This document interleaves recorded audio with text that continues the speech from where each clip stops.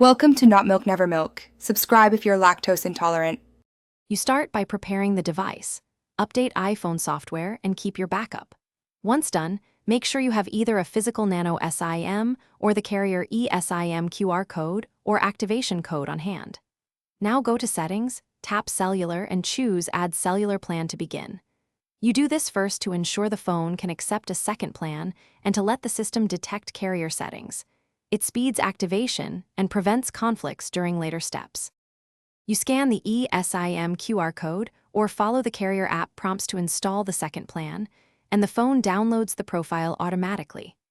Once added, label each line so you can tell them apart, primary and secondary, for example, and set which line is default for voice and iMessage.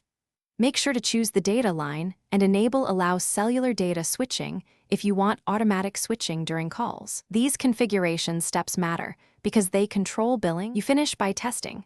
Place calls, send texts, and use mobile data on each line to confirm activation. Then assign a default line per contact if you use one line for work and one for personal. It keeps communication predictable.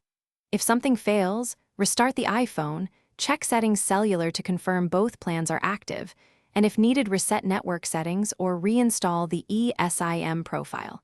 If problems persist, contact your carrier with the activation code. This usually resolves provisioning errors.